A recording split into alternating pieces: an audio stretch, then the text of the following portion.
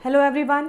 आपने एक बहुत ही प्यारी लाइन सुनी होगी एक सॉन्ग की, जो कि मेरा फेवरेट सॉन्ग है। उसकी दो लाइनें आपके साथ शेयर करूंगी। माना कि मुश्किल है सफ़र पर सुनो मुसाफिर, तू जो रुका तो अगर ये मंजिल आएगी ना फिर। सो टाइम इज़ अ मनी, और अगर आप इस समय को यूज़ नहीं करेंगे तो बहुत सारी चीज़ें आपके हाथों से फिसल जाएगी। सो प्लीज़ प्रैक्टिस करते रहिए। अपनी लाइफ की एक जो आपने एक टारगेट डिसाइड किया है, अपनी लाइफ की एक जर्नी को एक गोल देने का एक सपना आपने डिसाइड किया है, तो प्लीज़ उस पर कंटिन्यूटी से बने रहिए और मेहनत करते रहिए। और मेहनत की एक ही हम ये कह सकते हैं, सफलता का एक ही मूल मंत्र होता है मेहनत।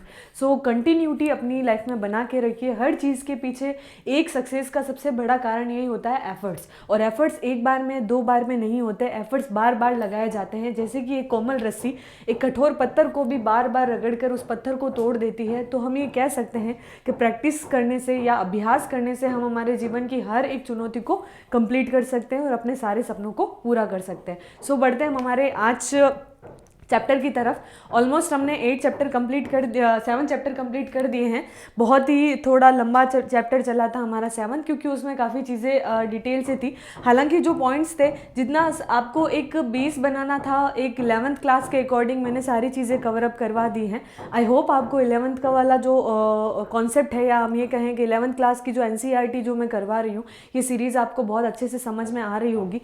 क्योंकि हम जो चीज़ें कर रहे हैं या हमारा जो कॉन्सेप्ट चल रहा है, बेसिकली एक फोकस्ड है 11th क्लास पे। अगर मैं उस चीज़ों को डिटेल से पढ़ाऊंगी तो आप लोगों के लिए ये चीज़ बहुत ज़्यादा हार्ड हो जाएगी। इसीलिए मैंने एक सिंपल लैंग्वेज में और एक सिंपल थ्योरीज में आपको ये चीज़ें समझाई है। हालांकि जब हम UPSC की या RPSC या स्टेट PCS की प्रिपरेशन करते हैं तो थोड़ा उन टर्म्स एंड कंडीशंस को डिटेल से पढ़ना होता है। लेकिन अभी हमारा टारगेट, हमारा कॉन्सेप्ट NCERT का बेस बनाना है, एक फ्रेज बनाना है। तो इसीलिए हम 11th के क्लास के अकॉर्डिंग ही चीज़ों को समझ रहे हैं, और स्पेशली बच्चों के लिए है। तो आई विश आपको ये सारी चीज़ें समझ आ रही होगी। सो आज हम स्टार्ट करेंगे हमारा चैप्टर 8। बहुत ही इंटरेस्टिंग और बहुत छोटा सा चैप्टर है। आई थिंक एक क्लास में ही हमारे ये कंप्लीट हो जाएगा 9 चैप्टर। देन हमारे 6 से 7 चैप्टर बचेंगे। हम कोशिश करेंगे कि ऐसे जिस तरीके से हमारी जर्नी इंटरेस्टिंग और मोटिवेटेड चल रही है, वैसे ही आगे तक बनी रहे। और सेकंड बुक जब हमारी आए, इंडियन फिजिकल ज्योग्राफी, जो और ही ज़्यादा इंटरेस्टिंग होगी, क्योंकि वो पर्टिकुलर हमें सारी चीज़ों से हम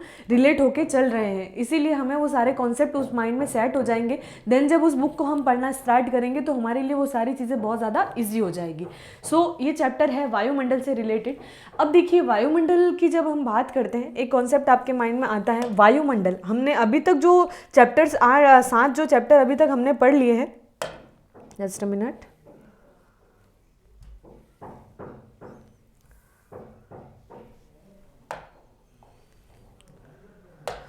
ऑलमोस्ट जो चैप्टर अभी तक हमने पढ़े हैं, जब बात कर रहे थे, हमने फर्स्ट चैप्टर जब डिस्कस किया था वो पृथ्वी की उत्पत्ति से संबंधित था कि पृथ्वी की स्थिति क्या है। या हम फर्स्ट चैप्टर की बात करें तो एक संरचना भूगोल का विषय क्षेत्र क्या होता है वो हमने देखा था। सेकंड चैप्टर में हमने पृथ्वी की उत्पत्ति की बात की थी। थर्ड चैप्टर में पृथ्वी की आंतरिक संरचना के बारे में हमने डिस्कस किया था। प्लेटलेट्स क्या होता है, प्लेट विवर्तनी की या पेंजिया वैगनर का स्थापन का सिद्धांत, ये सारी चीज़ें हमने समझी थी। देन उसके बाद हमने बात की थी पृथ्वी के जो ऊपरी क्षेत्र है या पृथ्वी की जो सतह है, स्थल पट्टी, उसके बारे में हमने बहिर्जातीय बल के बारे में देखा था। आंतरजनिक बल के कारण बहिर्जातीय बल में किस प्रकार से प्रभाव होता है, अनाच्छादन की क्रियाओं को समझा था। देन उसके बाद हमने देखा था कि जो भी चट्टानें हैं वो किस प्रकार से बनती है, और इन चट्टानों के बाद हमने देखा था कि उनमें किस प्रकार से बहिर्जातीय बलों के द्वारा अनाच्छादन में अपर्दन, अपक्षय, निक्षेपण या व्रत संचालन की प्रक्रिया होती है। ये सारी चीज़ें हमने समझी थी। देन उसके बाद कौन कौन से स्ट्रक्चर या भू आकृतियाँ बनती है वो हमने अब तक समझ ली थी। तो यानी हम ये कह सकते हैं पृथ्वी के सरफेस में या पृथ्वी के इनर पार्ट में की सारी जो एक्टिविटी हो रही है वो सारी चीज़ें हमने कॉन्सेप्ट के साथ अंडरस्टूड कर ली है। आज हम बात करेंगे कि पृथ्वी के ऊपर वाले सतह पर क्या है। हालांकि जब हम वायुमंडल की बात करते हैं, काफ़ी चीज़ें आपकी सुनी हुई होगी। देखिए, जैसे हम सौर मंडल, आपने एक शब्द सुना, मैंने आपको बताया भी होगा, सौर मंडल। यानी हम इसको किस वे से समझते हैं, सूर्य तथा सभी खगोलीय पिंड।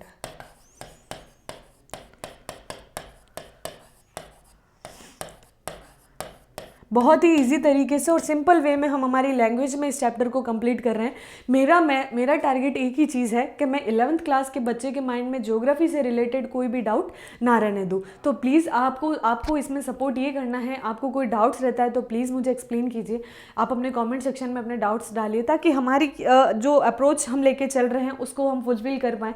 आप ही के मोटिवेशन से, आप ही के डेडिकेशन से, स्टडी के पॉइंट ऑफ व्यू से हमारी मेहनत आप ही रंग लेके आएंगे। सो प्लीज़ कंटिन्यूड क्लासेस में रहिए, अपनी कंटिन्यू नोट्स बनाते रहिए और कंटिन्यूटी स्टडी में लेके रहिए। सारे सब्जेक्ट के साथ आप ऐसे ही कंटिन्यूटी बना के रखेंगे तो वो दिन दूर नहीं कि आप अपने लक्ष्य को पूर्ण करने में बहुत जल्दी एक मुकाम हासिल कर लेंगे।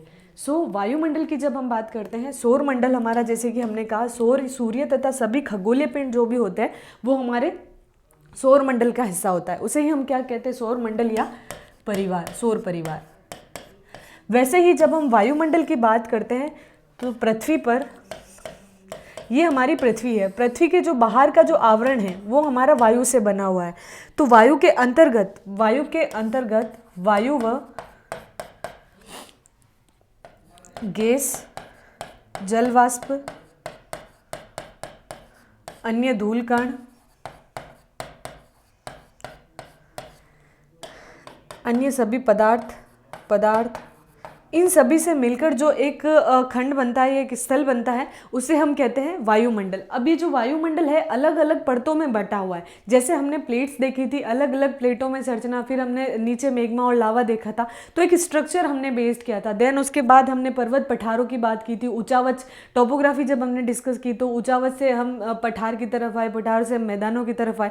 तो ये सभी जो स्थलाकृतियों का एक स्टेप बनता है, उसी प्रकार से वायुमंडल की जो संरचना बनाई गई, पृथ्वी के ऊपरी भाग को, ऊपरी सतह की जब बात की जाती है तो उसको परतों में, एक लेयर में डिवाइड कर दिया जाता है। उसी के बारे में ये हमारा चैप्टर हमें समझाता है कि वायुमंडल का एग्जैक्ट जो स्ट्रक्चर है वो कैसे बना है, किन किन पदार्थों से बना हुआ है और किन किन परतों में वो बटा हुआ है। तो यही चीज़ हमारे कॉन्सेप्ट की रहेगी। अब हम सिंपल से एक चीज़ समझते हैं, वायु। देखिए, वायु और पवन दो अलग वर्ड हैं, आप इसमें कंफ्यूज मत होइएगा। वायु को इंग्लिश में हम एयर बोलते हैं और पवन को हम ब्रीजर बोलते हैं। तो ये क्या होता है, पवन वो चीज़ होती है जो गतिशील, एक मूव करती है। गतिशील का मतलब आपको पता होगा, गतिशील जो गति करे या मूव करती रहे। तो वायु एक स्थिर अवस्था की हवा होती है जो आपकी चलती रहती है। और उसमें अगर हम ये कहें कि जब वायु उच्च दाब से निम्न दाब की ओर चलेगी, उसमें एक वेग आएगा, एक क्षितिज अवस्था आएगी, उस अवस्था को हम क्या कहेंगे, गतिशील अवस्था को हम पवन कहेंगे। तो पवनें क्या होती है, देखिए आपको स्थायी पवनें, अस्थायी पवनें, ट्रेड विंड्स जो भी होती है, उसमें बेसिकली जब हम बात करते हैं व्यापारिक पवनें, पछुआ पवनें या फिर ध्रुवीय पवनें, तो उत्तरी पोलर की साइड में अलग हवाएं चलती है। तो इनका कॉन्सेप्ट कैसा होता है, हमने कहा उच्च दाब से। अब कुछ टर्म्स मैं आपको समझा रही हूँ ताकि आप जब हम चैप्टर को स्टार्ट करें तो ये वर्ड्स आपको समझ में आ जाए। अब यहाँ पे मैंने एक चीज़ बोली थी, उच्च दाब से निम्न वायुदाब, एयर प्रेशर। अब एक वर्ड आता है दाब और एक आता है हमारा तापमान, टेम्परेचर। तो देखिए इन दोनों की जो अवस्था रहती है हवाओं में, या हम ये कहें ब्रीजर, इन पवनों की गति को गति देने में दो ही चीज़ें भूमिका निभाती है। एक आपका प्रेशर, एयर प्रेशर, और एक आपका टेम्परेचर।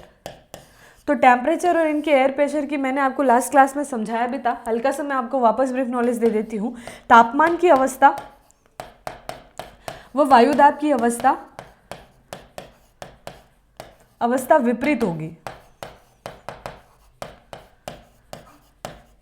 विपरीत इन द सेंस कि जिस प्रकार से तापमान अगर हाई प्रेशर, जैसे कि कहीं पे टेम्परेचर अगर ज़्यादा हो, टेम्परेचर को हम T में बांटेंगे और वायुदाब को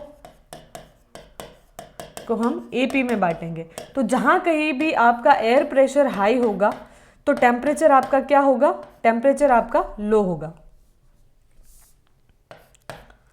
ये अवस्था रहती है। लेकिन जहाँ कहीं पे भी टेम्परेचर आपका हाई होगा वहाँ आपका एयर प्रेशर लो होगा। ये दोनों एक दूसरे की विपरीत अवस्था में है। जिन क्षेत्र में आपके टेम्परेचर हाई होगा वहाँ पे आपका एयर प्रेशर लो बनेगा, और जिन क्षेत्र में आपका एयर प्रेशर हाई होगा वहाँ टेम्परेचर आपका लो, एंड एयर प्रेशर जहाँ पे लो बनेगा टेम्परेचर हाई होगा। तो जहाँ गति अगर हम पृथ्वी की स्थिति की बात करें तो देखिए 0 डिग्री इक्वेटर भूमध्य सागर, ये हमारा आ जाता है 23.5 डिग्री कर्क रेखा, 23.5 डिग्री हमारा मकर रेखा, और इस अवस्था को हम बात करते हैं ध्रुवीय क्षेत्र। ये हमारा नॉर्थ पोल हो जाता है, ये हमारा साउथ पोल हो जाता है। ये बेसिक स्ट्रक्चर हमें हमारी अर्थ का पता है। तो अगर 0 डिग्री सन की जो पोजीशन होगी, देखिए सन की लाइट से ही हमारी अवस्थाएं बनती है टेम्परेचर की और प्रेशर की। तो जहाँ पे हवाओं की गति क्या होगी, वायु की गति, गतिशील हवा ही हमारी पवन कहलाती है, और उच्च वायुदाब से निम्न वायुदाब की ओर चलने वाली पवनों को ही हम उस हवाओं को ही हम पवन कहते हैं। ये कुछ सिंपल से है। और एक हमारा आएगा सौर विकिरण।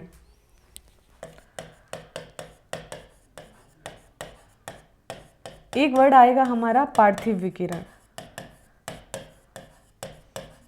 देखिए पृथ्वी से उत्पन्न होने वाली हीट, पृथ्वी खुद अंदर से हमने कहा कि बहुत गर्म है। पृथ्वी की आंतरिक संरचना जब हमने पढ़ी थी उसमें लगने वाले बलों के फोर्सेस से जिस प्रकार से प्लेटों में टकराहट होती है, उससे क्या क्या गति होती है, उस गति की वजह से मैग्मा बनता है, और यही मैग्मा, गर्म मैग्मा पृथ्वी पर वापस पुनः ज्वालामुखी के रूप में बाहर आता है और ठंडा होकर चट्टान बन जाता है। तो ये जो अवस्था बनती है, इस प्रकार से हम कह सकते हैं कि पृथ्वी का अंदरूनी टेम्परेचर भी क्या है, बहुत ज़्यादा हाई है। तो पृथ्वी अंदर से भी गर्म है, तो उसकी हीट ऊपर की तरफ उठती है, तो उसको धरातल को वो गर्म करती है। यही अवस्था हमारी पार्थिव विकिरण और सूर्य विकिरण, सौर विकिरण, सूर्य से जो ताप आता है पृथ्वी तक, अगर हम सूर्य से पृथ्वी की दूरी मापे तो 15 करोड़ अरब वर्ष में, लाइट ईयर्स आपको पता होगा, लाइट ईयर आपने 9th एंड 10th में पढ़ा होगा, प्रकाश वर्ष होता है। एक दूरी होती है सूर्य से पृथ्वी के बीच की, जो दूरी होती है वो प्रकाश लाइट ईयर में मापी जाती है। तो एग्जैक्ट अगर हम ये कहें एक साल में पृथ्वी का सूर्य की दूरी के अनुसार कितना प्रकाश पहुंचा है, इसके अंतर्गत ही जो सूर्य की अवस्था रहती है, सूर्य से 2 अरब लगभग जो डिस्टेंस है उसकी वजह से 2 अरब लाइट ईयर्स हम ये कह सकते हैं, ये कंप्लीट करता है। बेसिकली जो सूर्य का प्रकाश है वो पृथ्वी तक आता है। इसी अवस्था को, ये जहाँ से सूर्य की लाइट विकिरित होती है उसे ही हम क्या कहते हैं, सौर विकिरण कहते हैं। तो बेसिकली ये सारी चीज़ें थी हमारे पॉइंट्स की। सो अब हम आगे बढ़ेंगे हमारे चैप्टर की तरफ। देखिए वायुमंडल का संगठन की अगर हम बात करें, वायुमंडल का स्ट्रक्चर कैसे बनता है, उसकी संरचना किस प्रकार से होती है, वो होता है हमारा संगठन। और एक है हमारा संरचना में अंतर्गत जो भी परतें होती है, परतों की लेयर होगी, वो किस प्रकार से बनेगी। अब वायुमंडल की परतें हैं, ये हम हमारे डिस्कस करेंगे, शोभ मंडल, समताप मंडल, मध्य मंडल, आयन मंडल और एक हमारा बाह्य मंडल। तो ये 5 परतें होती हैं। इनके बीच में एक ओजोन परत भी होती है। ओजोन परत का क्या रोल है वो भी हम डिस्कस करेंगे। और ये सारी चीज़ें एरोप्लेन का या हम कहें या सैटेलाइट जो है वो कितने कौन सी लेयर में या कौन सी परत में स्थित रहता है। दूसरी चीज़, हमारी जो बारिश होती है वो कौन सी परत तक सीमित होती है, बादल कैसे बनते हैं, बादलों का वर्षण किस प्रकार से होता है, ये वायुमंडल में होने वाली सारी एक्टिविटी को हम डिस्कस करेंगे। देन अगर हम बात करें गैसेस की, तो वायुमंडल के संगठन में 3 प्रमुख क्षेत्र मैंने आपको बताए थे। एक तो धूल कण, जस्ट अ मिनट, एक है हमारा धूल कण, एक है हमारे गैस, एक हमारा जल वाष्प। ये प्रमुख वायुमंडल के संगठन हैं। तो हम सबसे पहले संगठन के बारे में पढ़ेंगे।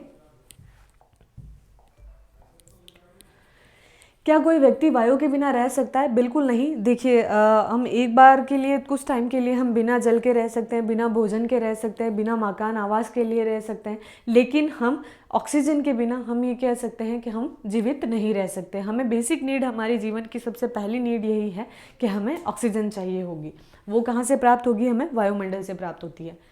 सो हम कुछ दिन तक भोजन ना करें या फिर हम पानी ना पिएं तो भी हम जीवित रह सकते हैं, लेकिन सांस के बिना लगभग 1 सेकंड भी रहना इम्पॉसिबल है। जीवित रहने के लिए वायु सभी जीवों के लिए आवश्यक है। मनुष्य जैसे कई जीव बिना भोजन पानी के लिए कुछ समय तक रह सकते हैं, लेकिन सांस लिए बिना कुछ मिनट भी जीवित रहना संभव नहीं होता। यही कारण है कि हमें वायुमंडल का विस्तृत ज्ञान होना चाहिए। वायुमंडल विभिन्न प्रकार के गैसों का मिश्रण है। ये पृथ्वी के सभी ओर से ढके हुए, इसमें मनुष्य व जीव जंतुओं के लिए आवश्यक गैस है। ऑक्सीजन, पौधों के लिए कार्बन डाइऑक्साइड। वायु पृथ्वी के द्रव्यमान का अभिन्न अंग है। तो जितना पदार्थ जो पाए जाते हैं पृथ्वी के द्रव्यमान में, उसमें प्रमुख अभिन्न अंग कौन सा है? हमारा वायु है। तो यहाँ से आपका सिंपल अगर कोई छोटा क्वेश्चन बनता है तो यही है कि पृथ्वी के द्रव्यमान में प्रमुख भूमिका या प्रमुख आवश्यक वस्तु कौन सी है? तो हमारी वायु है। कुल द्रव्यमान का 99% पृथ्वी की सतह पर 32 किलोमीटर की ऊंचाई तक स्थित है। टोटल हमारा वायुमंडल 32 किलोमीटर की रेंज में फैला हुआ है ऊंचाई में।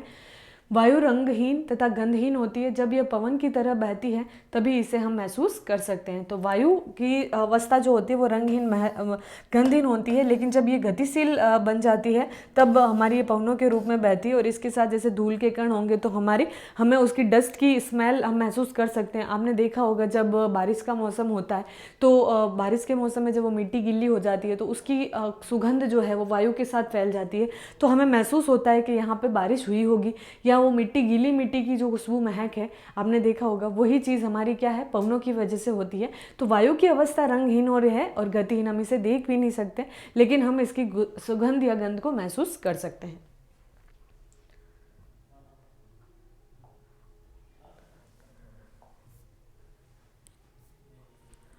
वायुमंडल का संगठन। वायुमंडल गैसों, जल वाष्प व धूल कणों से बना है। वायुमंडल की ऊपरी परत में गैसों का अनुपात इस प्रकार बदलता है जैसे कि 120 किलोमीटर की ऊंचाई पर ऑक्सीजन की मात्रा नगण्य हो जाती है। यानी जैसे ही हम 120 किलोमीटर क्रॉस करेंगे ऊंचाई की तरफ, वहां आपको ऑक्सीजन की मात्रा क्या दिखेगी? शून्य दिखेगी, वहां ऑक्सीजन नहीं पाया जाएगा।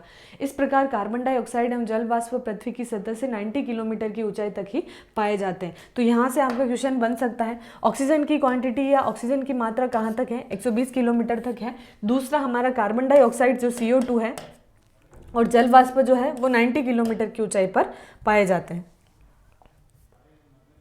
सबसे पहली चीज़ है जो हमारे संगठन है, उसमें सबसे पहली चीज़ हमारी गैस है। तो गैसेस में प्रमुख गैसेस आपको पता होगा, हमने लास्ट चैप्टर में डिस्कस भी किया था। जितनी गैसेस हैं 99% कौन सी गैस पाई जाती है? जैसे कि हमारी 20% ऑक्सीजन, 78% सबसे ज़्यादा सर्वाधिक गैस हमारी नाइट्रोजन, देन उसके बाद हमारी ऑर्गन गैस है, अदर गैसेस भी है, और कार्बन डाइऑक्साइड 0.3% है।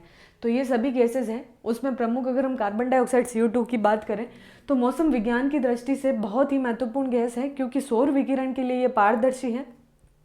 सौर विकिरण जो सूर्य की जो हम ये कहें कि एक लहर, जैसे कि ये हमारा सन है,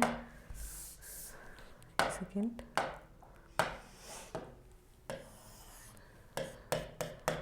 अगर हम एक अवस्था को समझें, ये हमारा सूर्य है। तो सूर्य से जो किरणें आती हैं उस विकिरित को ही हम क्या कहते हैं? विकिरित किरणों को विकिरण बोलते हैं। इसमें महत्वपूर्ण भूमिका निभाती है हमारी CO2। ये क्या करेगी? ये सौर विकिरण के लिए पारदर्शी है, पार्थिव विकिरण के लिए अपारदर्शी है। तो ये सौर विकिरण या जो सूर्य से प्राप्त होने वाली उष्मा, जो भी किरणें प्राप्त होती है, उसके ऑब्जर्वेशन में ये भूमिका निभाती है। ये सौर विकिरण एक अंश को सोख लेती है और इससे कुछ भाग को पृथ्वी की सतह की ओर प्रतिबिंबित करती है। यानी जो भी किरणों को ये ऑब्जर्व करेगी, ये वापस पुनः रिफ्लेक्ट करेगी अर्थ पर और सतह पर, और ये क्या करेगी? ग्रीन हाउस इफेक्ट बनाएगी। और ग्रीन हाउस इफेक्ट बनने से क्या होगा? एक पूरा वो हम कह सकते हैं एक लेयर बन जाती है, एक छत बन जाती है रूफ टाइप की। वो उस किरणों को ऑब्जर्व करके वहाँ पे रोक लेती है और उसको वापस क्या करेगी? पृथ्वी की तरफ भेजेगी। तो पृथ्वी की तरफ भेजने की ये प्रक्रिया होती है, इसे ही हम क्या कहते हैं? ग्रीन हाउस प्रभाव कहते हैं। हालांकि कंपटीशन एग्जाम में ये ग्रीन हाउस प्रभाव बहुत इंपॉर्टेंट पॉइंट है और आपके 11th में भी यहाँ से क्वेश्चन पुटअप हो सकता है। CO2 की ग्रीन हाउस इफेक्ट में भूमिका बताइए। तो आप एक डायग्राम के साथ इसकी भूमिका लिख सकते हैं। इसमें क्या इसका योगदान है इस ग्रीन हाउस इफेक्ट बनाने में? तो सबसे पहले हम एक पृथ्वी बनाएंगे, फिर हम CO2 की एक लेयर बनाएंगे, देन हम सौर विकिरण किरणों के प्रभाव बताएंगे, और उसके बाद हम ये कहेंगे कि जो हमारा पृथ्वी की सतह पर जो भी पहले जो किरणें आती है सूर्य की, वो उसको ऑब्जर्व करती है, देन पृथ्वी की सतह पर प्रतिबिंबित कर देती है, और एक क्या बनाती है? यही ग्रीन हाउस प्रभाव बनाने में उत्तरदायी है। दूसरी गैसों का आयतन स्थिर है। जबकि पिछले कुछ दशकों में मुख्यतः जीवाश्म ईंधन को जलाए जाने के कारण CO2 के आयतन में लगातार वृद्धि हो रही है, यानी अन्य गैसों का जो आयतन। अब एक वर्ड है आयतन। आयतन एक स्ट्रक्चर है। फॉर एग्जांपल जैसे कि मेरे पास ये बॉटल है, इस बॉटल की जो एक स्ट्रक्चर हम कह सकते हैं, उसका मेजर एक इक्वलिटी पे है, ये बाहर फैलेगी नहीं। तो एक आयतन फिक्स्ड है इसका, कि इसका टेम्पर इसी में रहेगा। लेकिन जो ऑक्सीजन है या हम ये कहें CO2 कार्बन डाइऑक्साइड, इसके आयतन में क्या हो रही है, वृद्धि हो रही है। तो इसी कारण क्या हो रहा है कि हवा के ताप को भी ये बढ़ा दिया है, क्योंकि इसका जब वृद्धि होगी तो ये जो भी किरणों को ऑब्जर्व करके रखती है उसको फैलाएगी दैन हीट बढ़ेगी, ताप बढ़ेगा। ताप को बढ़ा दिया है। ओजोन वायुमंडल का दूसरा महत्वपूर्ण घटक है। ये सूर्य से आने वाली, देखिए आपको एक यहाँ पे गिफ फाइल्स दिखाई दे रही होगी, इसमें क्या करती है, ये जो भी रिफ्लेक्ट बनाती है ओजोन, उसको आने वाली किरणों को क्या कर लेती है, सोख लेती है, पराबैंगनी किरणें, जो कि बहुत ज़्यादा हानिकारक किरणें होती है। ये किरणें हमारे शरीर के लिए बहुत ज़्यादा हार्मफुल है, कहते हैं इससे कैंसर का खतरा भी बढ़ जाता है। तो इन किरणों को रोकने में महत्वपूर्ण भूमिका, ये हमारी प्रोटेक्टिव लेयर कह सकते हैं हम, हमारे जीवन की सुरक्षा कवच, पृथ्वी की सुरक्षा कवच के रूप में काम कर रही है ओजोन परत। ओजोन वायुमंडल का दूसरा महत्वपूर्ण घटक है, जो पृथ्वी की सतह से 10 से लेकर 50 किलोमीटर की ऊंचाई के बीच पाया जाता है। यह एक फिल्टर की तरह कार्य करता है तथा सूर्य से निकलने वाली पराबैंगनी किरणों को अवशोषित कर उनको पृथ्वी की सतह पर पहुंचने से रोकता है। तो यही इसका काम है ओजोन लेयर का, जो कि हम बचपन से पढ़ते आ रहे हैं ओजोन लेयर की भूमिका। आई होप आपको ये समझ में आ गया होगा। Just a moment.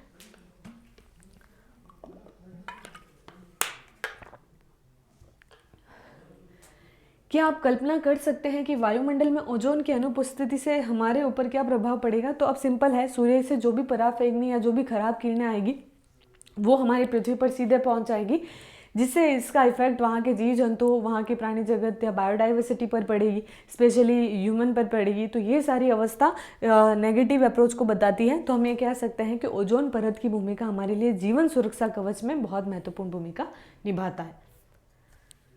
Just a minute.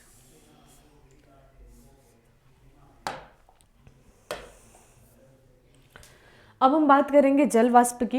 अब हमने एक चीज़ देख ली थी गैसेस की, तो गैसेस में नाइट्रोजन, ऑर्गन, ऑक्सीजन, इन सब की भूमिका क्या क्या है, सब अलग अलग है। और ग्रीन हाउस इफेक्ट बनाने में कार्बन डाइऑक्साइड की बहुत बड़ी भूमिका है। ये सिंपल सी सारी चीज़ें हैं, साइंस में आपने 9-10 में भी पढ़ा होगा। ये कॉन्सेप्ट बेसिक है, तो ज़्यादा टफ नहीं है, बहुत ही सबसे ईजी, इस बुक का सबसे ईजी चैप्टर यही है हमारा।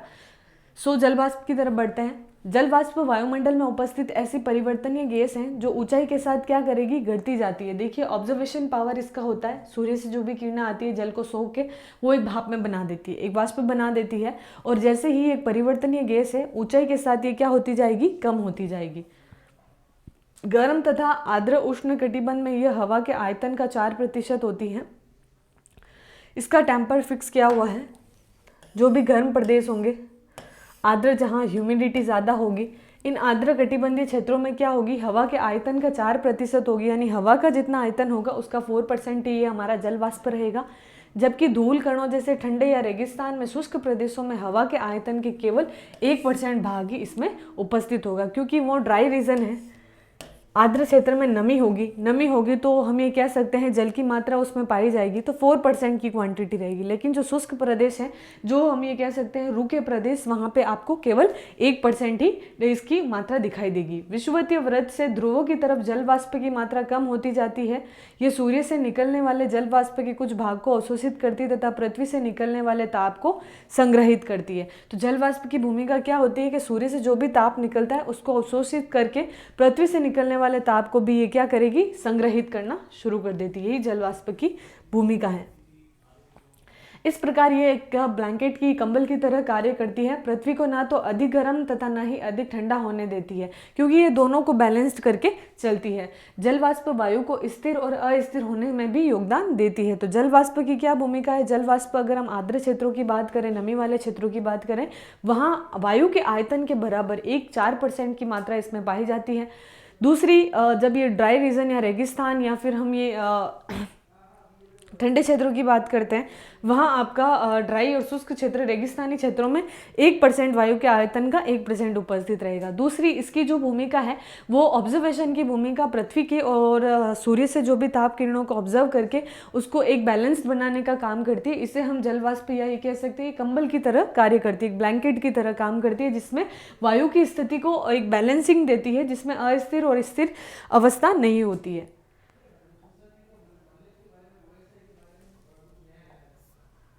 फिर है हमारा धूल कण। अब देखिए धूल कणों के बारे में अगर आप देखेंगे, आप मॉर्निंग में उठते हैं तो सूर्य की जो हल्की सी किरण होती है जिससे आप सूर्य को देख पाते हैं, उसको आप एनालाइज कीजिएगा। छोटे छोटे कण आपको एक लंबे जाते हुए ऐसे उड़ते हुए हवा में दिखाई देते हैं, जो कि हमें महसूस नहीं होते लेकिन हम उनको देख सकते हैं।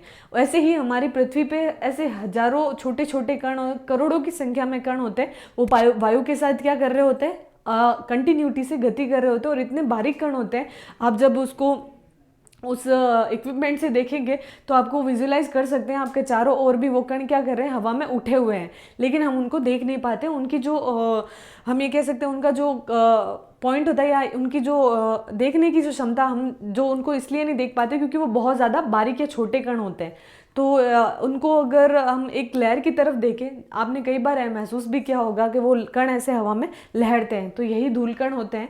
ये वायुमंडल में किस प्रकार से भूमिका निभाते हैं।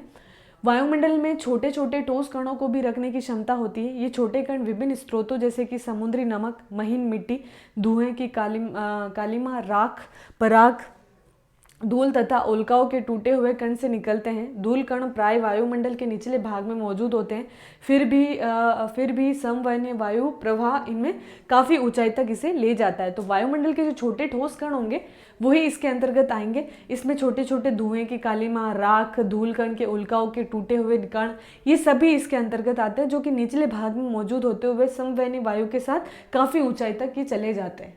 ये देखिए, ये ऐसे कण होते हैं बारीक।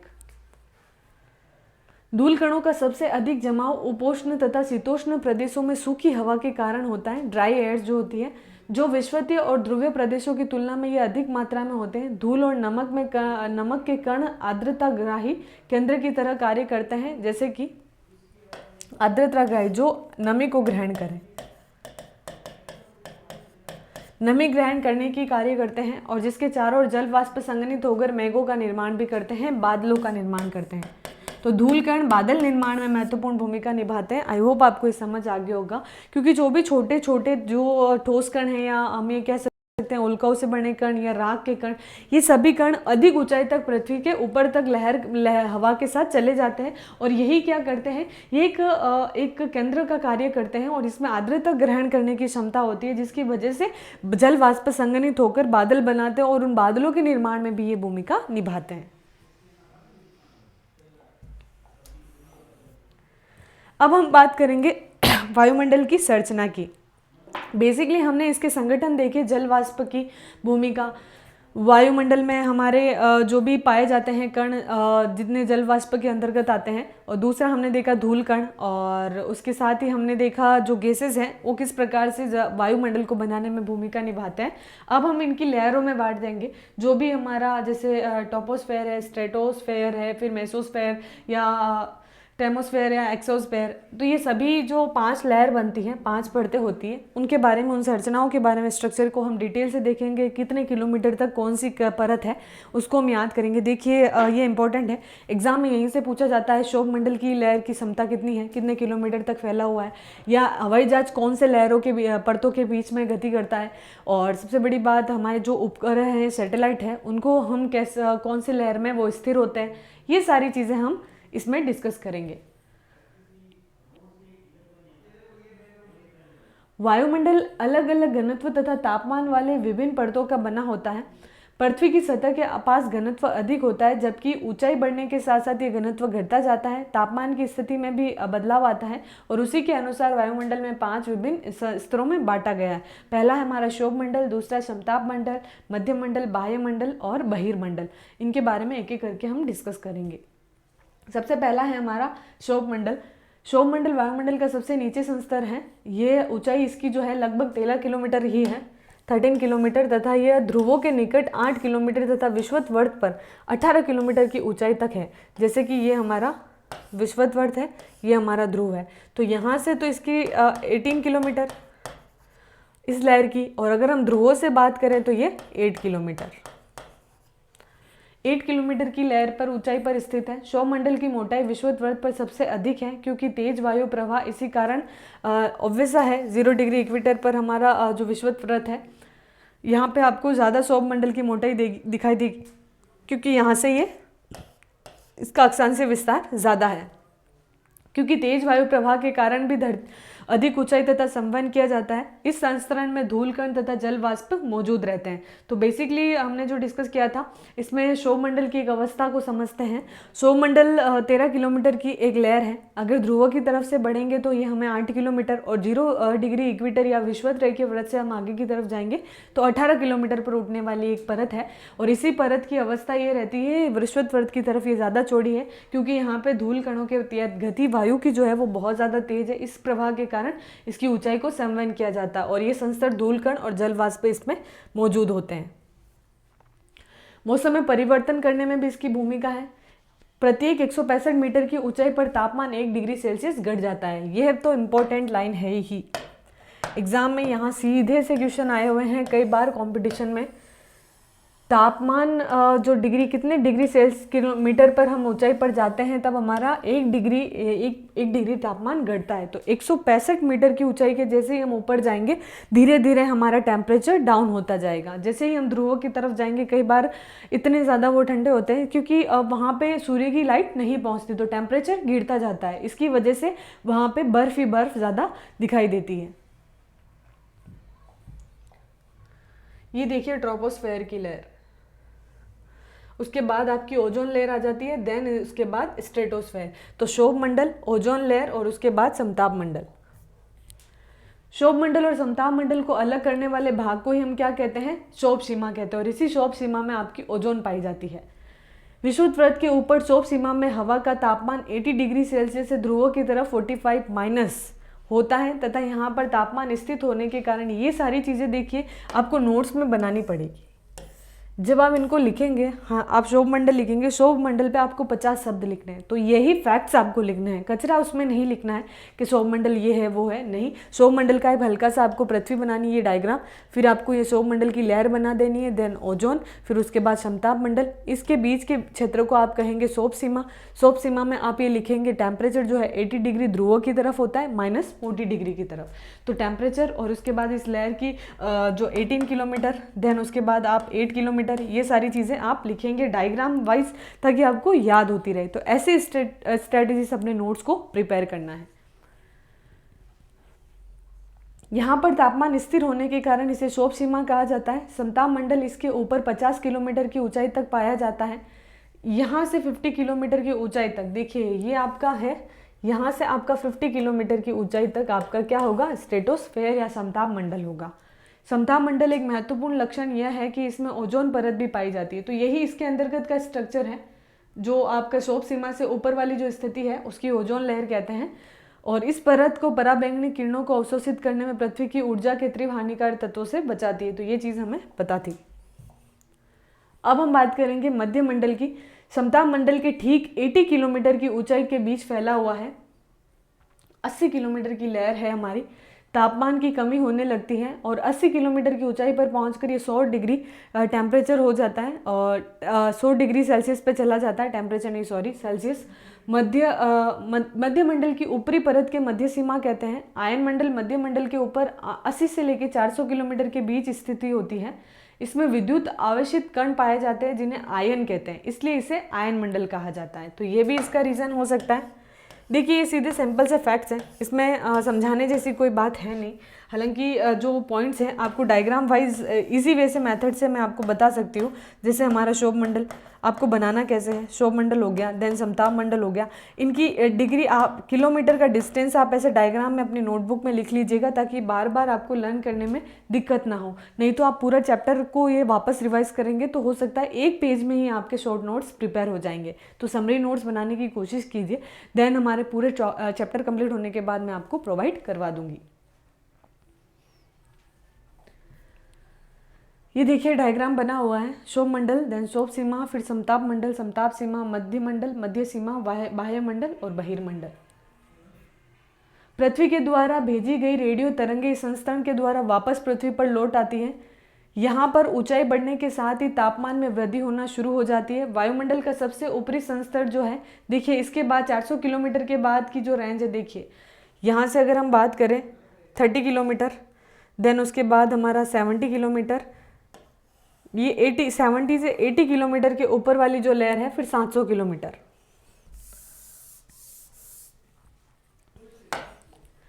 पृथ्वी द्वारा भेजी गई रेडियो तरंगे और संस्तरण के द्वारा वापस पृथ्वी पर लौट आती है।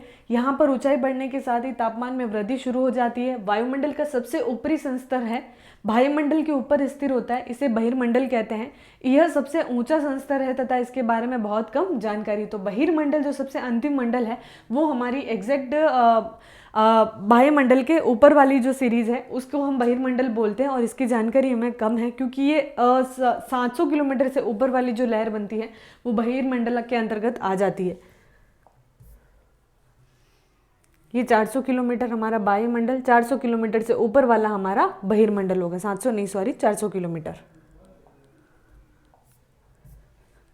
इस संस्तर में मौजूद सभी घटक विरल होते हैं, धीरे धीरे बाहरी अंतरिक्ष में मिल जाते हैं। यद्यपि वायुमंडल के सभी संस्तर हमें प्रभावित करते हैं, फिर भी भूगोलवेत्ता वायुमंडल के पहले 2 संस्तरों का अध्ययन करते हैं। तो जो कि हमारी पहले दो संस्तर हैं जिनके बारे में, क्योंकि हमसे नज़दीक हैं और इनकी में ही सारी गतिविधि होती है।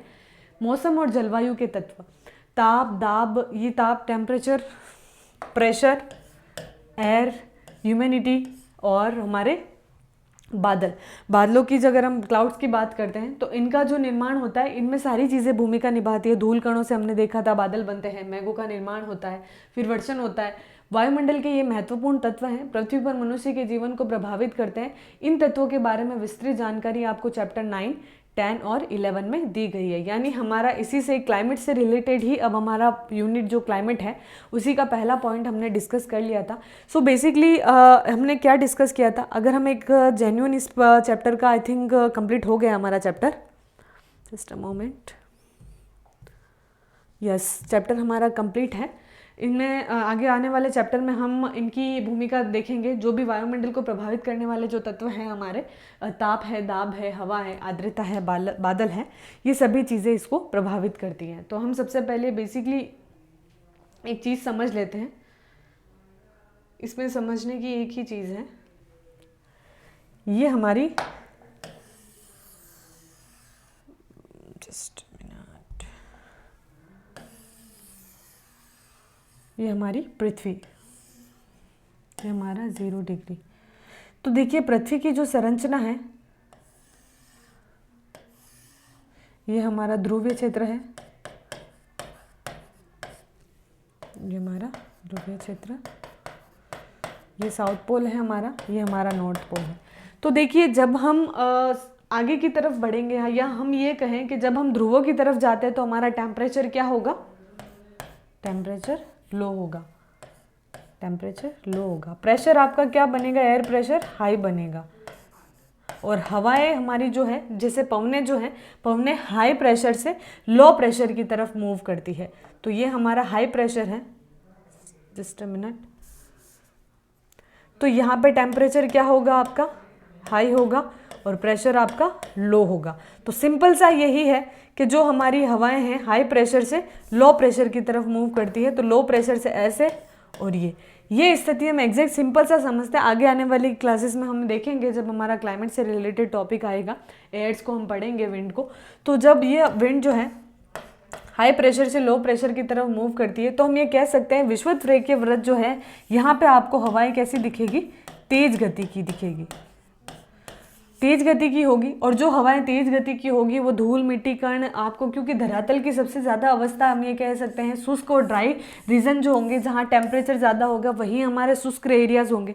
वहीं हमारे मरुस्थलीय क्षेत्र होंगे। तो इन क्षेत्रों में क्या होती है, हवाएं बहुत ज़्यादा रूखी होती है और इनमें धूल कण की क्वांटिटी ज़्यादा पाई जाती है। और यही जब हवाएं ऊपर की तरफ उड़ती है या बाहर आगे की तरफ जाती है तो फिर ये बादलों का निर्माण करती है। तो इसी क्लाउड के साथ जो छोटे छोटे कण होते हैं वो ऊपर की तरफ बढ़ के ही बादल बनाते हैं। तो सिंपल सा ये कॉन्सेप्ट था धूल कणों का, गैसेस का। और इन गैसों की भूमिका में ग्रीन हाउस प्रभाव जो हमारा था वो हमने डिस्कस कर लिया कि ग्रीन हाउस प्रभाव की भूमिका कैसे रहेगी। तो आप डायग्राम कैसे बनाइएगा, ये आपने पृथ्वी ड्रॉ कर दी, ये आपने सूर्य की किरणें बना दी, सौर विकिरण लिख दीजिएगा।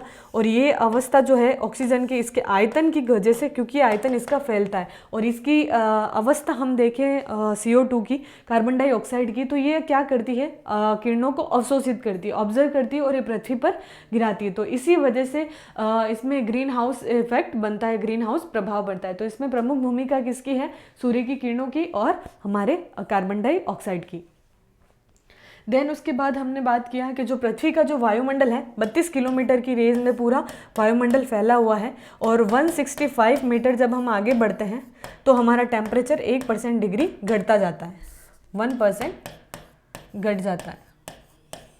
तो हम ध्रुवों की तरफ जाएंगे तो हमारा टेम्परेचर कम होता जाएगा। तो इसी से हमारी सबसे पहली जो परत थी वो क्षोभ मंडल थी। क्षोभ मंडल और की जो सीमा है, अगर हम 0 डिग्री से नापे तो वो एग्जैक्ट उसकी 18 किलोमीटर होती है। देन उसके बाद जब हम ऊपर की तरफ जाते हैं या ध्रुवों की तरफ से, वो 8 किलोमीटर होगी। ये अवस्था होती है इनकी। तो इसके क्षेत्र में जो भी गतिविधियां होती है, या हम ये कहें बादलों का या धूल कणों का, गैसेस का प्रभाव यहाँ पे ज़्यादा दिखाई देता है। तो जो हमारे साइंटिस्ट हैं क्षोभ मंडल और समताप मंडल को अच्छे से डिस्कस करते हैं, क्योंकि उसी की एक्टिविटी में ही हमारे पृथ्वी पर काफ़ी चीज़ें बदलती है। बारिश, वर्षा, मानसून, जिस प्रकार से जलवायु में बदलाव, मौसम में बदलाव, ये सभी इनमें होने वाली गतिविधियों से ही निर्भर करता है। तो ये सिंपल सा चैप्टर था हमारा। अब आपको क्या करना है, क्षोभ मंडल की लहर, समताप मंडल की लहर, मध्य मंडल की लहर, आयन मंडल जैसे हम कहते हैं, या बहिर्मंडल, बाह्य मंडल, इन सब की लहर की कितने कितने किलोमीटर की परतें हैं, ये सभी लिखना है और विद डायग्राम लिखना है। तो आई होप आपको ये चैप्टर अच्छे से समझ में आ गया होगा। अब आप ही का काम है इस चैप्टर को कंप्लीट करने का, आपको नोट्स बनाने पड़ेंगे और ये टारगेट रखिएगा उस चैप्टर को आप 1 पेज में कंप्लीट कर दें। सो मिलते हैं हम हमारे नेक्स्ट चैप्टर में। वो थोड़ा सा हमारा टफ है, थोड़ा इंटरेस्टिंग भी है, लेकिन उसको हम इजी मेथड में पढ़ेंगे तो हमारे लिए बहुत ज़्यादा हेल्पफुल रहेगा। सो मिलते हैं हम हमारे नेक्स्ट क्लास में, तब तक आप एंजॉय करते रहिए। Take care yourself, good bye.